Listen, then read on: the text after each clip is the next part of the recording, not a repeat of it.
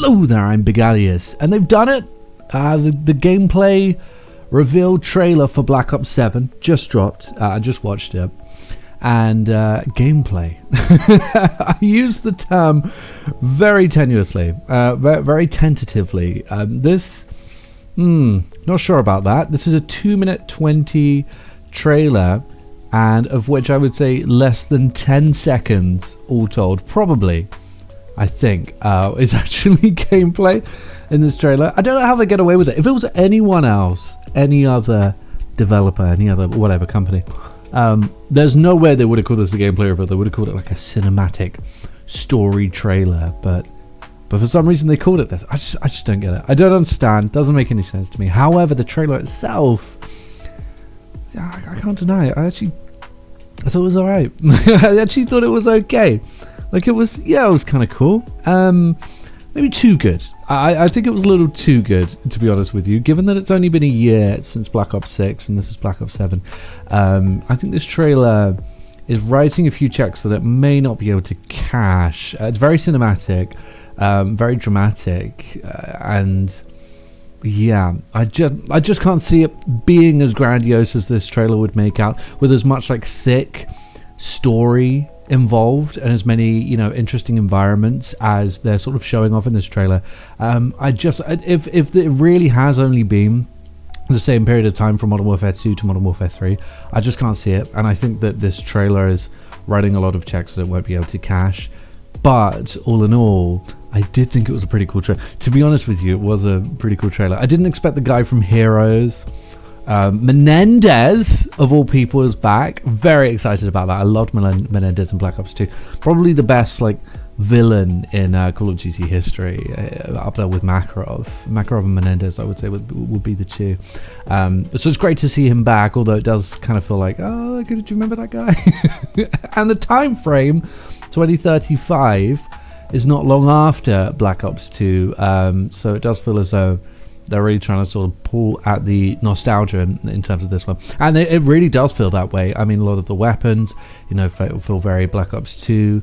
Even the character design feels quite Black Ops 2 as well. All in all, it just feels like oh yeah, look, it's like that game we played before.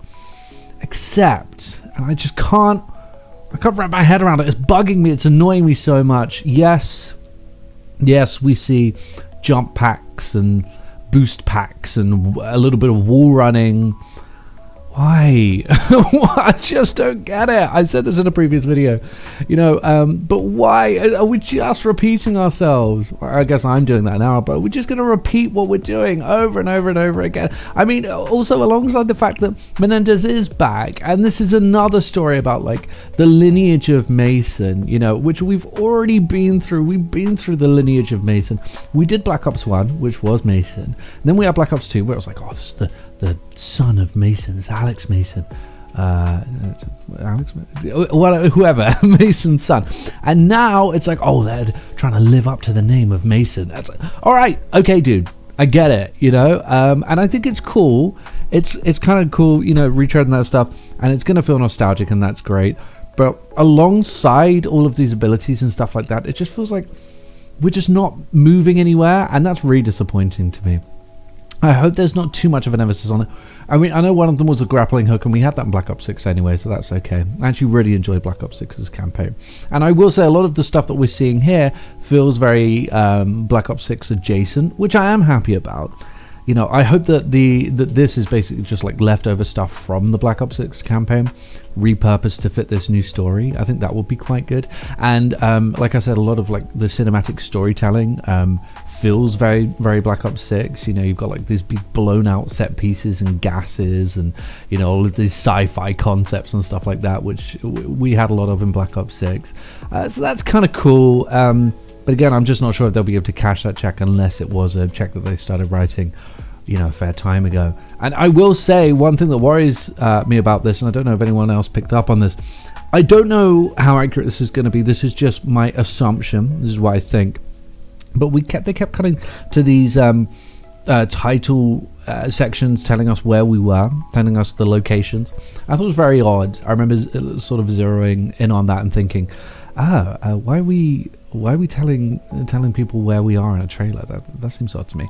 And the only conclusion I can come to is we see that sort of thing when there's a game that has like a few open worlds that you travel between, like a Star Wars game where it's like, oh, here you're on Naboo, here you're on Kashyyyk, and on the, you know, I was going to say Death Star, but that's not really an open world location, but you know what I mean. You're going from a Coruscant from place to place to place, and you have these open worlds. The issue with that is the last time we saw Call of Duty do open worlds in the campaign was Modern Warfare 3, following on from Modern Warfare 2. And that was the last time that we had a numbered Call of Duty game follow up from a previous numbered Call of Duty game. Now, I know that they did some open world stuff in Black Ops 6, but I mean, when the focus is on like, oh, you're in this open world location, and then this one, and then this one, the last time we saw that was Modern Warfare 3, and that was the worst Call of Duty campaign to date.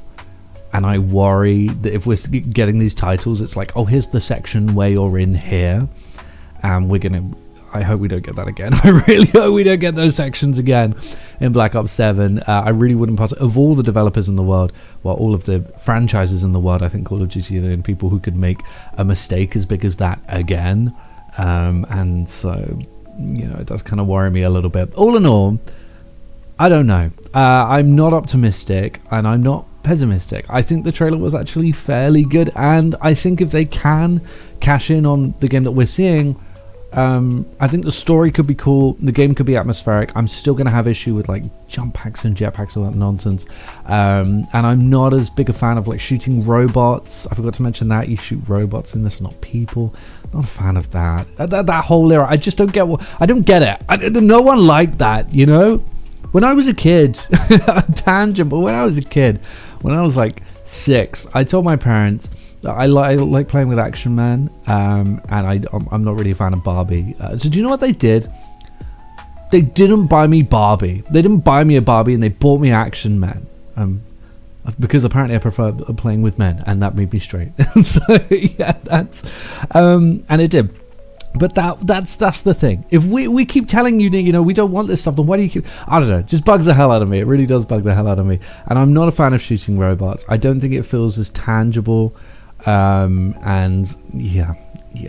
But aside from that, I think like the game does look cinematic. I'm sure it'll have a banging soundtrack by the looks of it. And we have barely any gameplay, so I can't really comment on that. And we certainly don't have any multiplayer gameplay. But so far...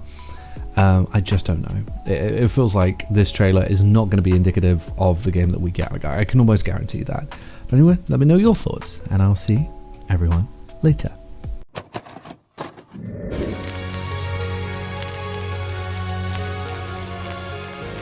The PlayStation's only $149, and you can also get leading titles.